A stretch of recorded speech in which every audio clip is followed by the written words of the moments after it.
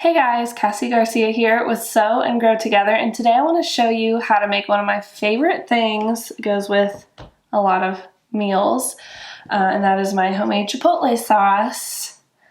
Super easy. You can totally do it. Hey and welcome. We are three families who come together to help each other grow in our faith, family, homesteading, and whatever else life throws our way.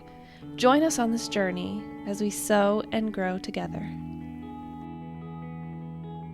So this is really nice to have on hand because we don't do so much like meal planning, meal prepping, that kind of thing where you make whole meals for certain days. We don't get that organized. But if you have just a few key prepared ingredients, you can make a whole lot of really great meals really quickly, and that's so helpful when you have a busy family and there's lots of people that need to eat.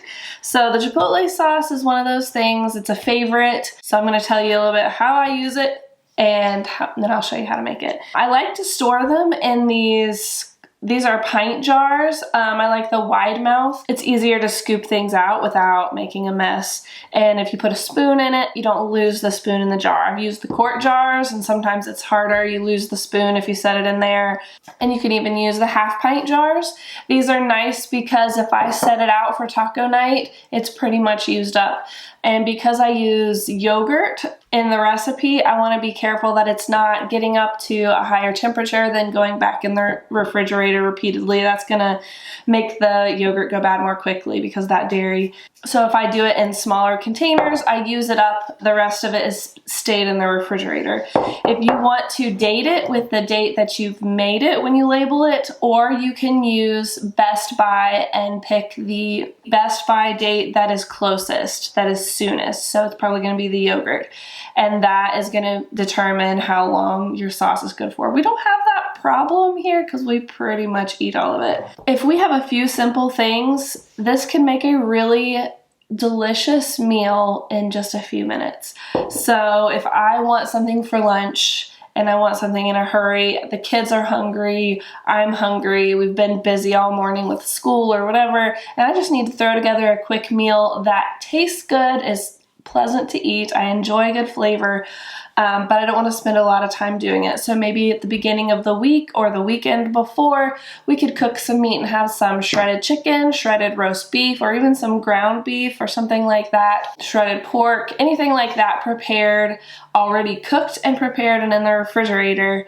If we have some sauce that gives it a lot of good flavor, like this Chipotle sauce, then all I need is either some bread. I could make a really great panini on the cast iron. If I have some tortillas, I can make quesadillas. I can make tacos. If I have chips, I can make nachos. And this just gives it that boost of flavor that makes it feel like I've spent a long time making that meal when in the moment it only took a few minutes. So let me show you how easy it is to make Chipotle sauce. This is all we need to get started. I'm using my Ninja blender and these ingredients. Really any blender will do as long as it'll mix everything really well. Grab a couple of spoons, and I'm going to start by making the base, which is just like a 1-to-1 ratio of plain Greek yogurt and mayonnaise. And make sure you get plain because vanilla or any other flavors would probably not taste great.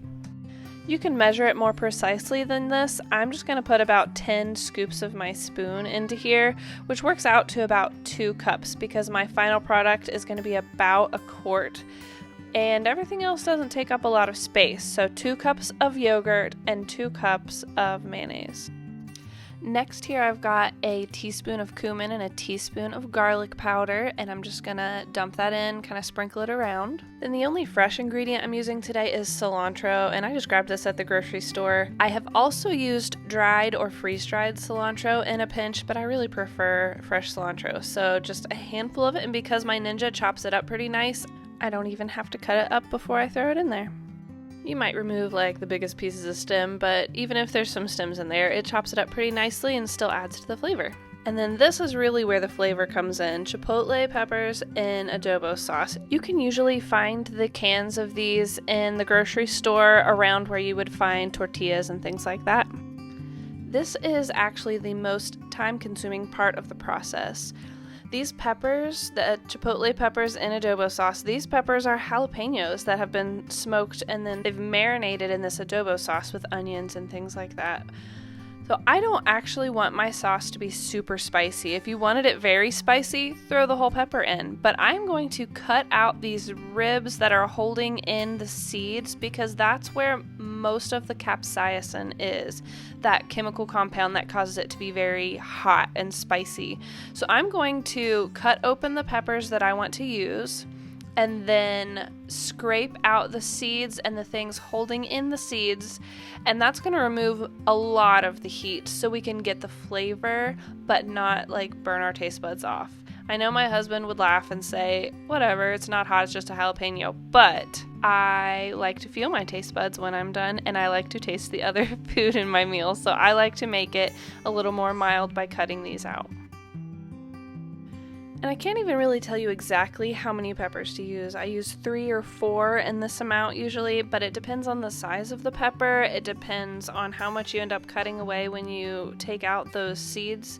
And then depends on what you want for the taste. So I'll add maybe 3 and then blend it and see if the color looks good, if it looks red enough to me, and I taste a little bit of it and see if I need to add any more. So don't totally clean up your cutting space when you're done with this part because you may want to come back and cut up another pepper.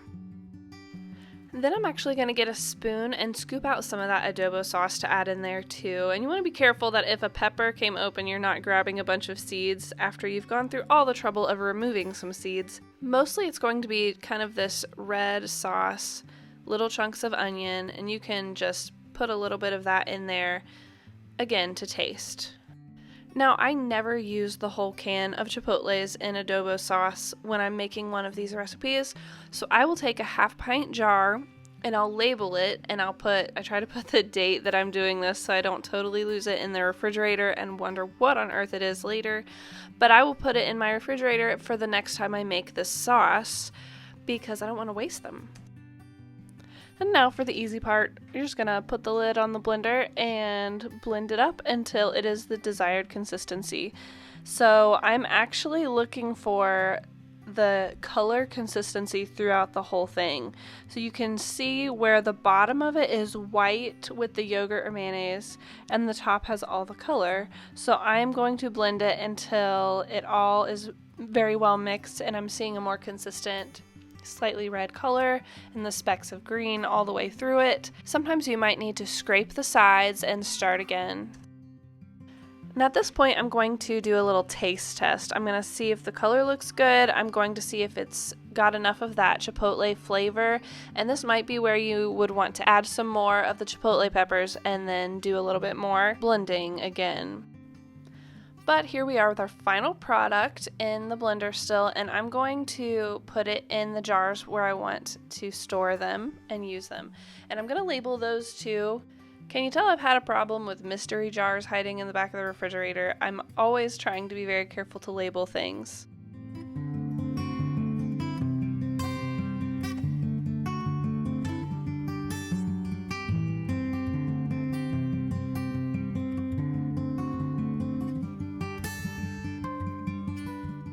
With this particular batch, I have made enough to easily fill 2 pint jars, and then I'm going to take my rubber spatula and scrape out what is left in the blender because I don't want to waste it, and it's about enough to fill another half-pint jar. And that's it. You can really customize it to exactly what flavors you prefer. You can add different things other than the garlic and cumin if you prefer other flavors. I'd love to hear if you make some, how it goes for you, and let us know in the comments what you think.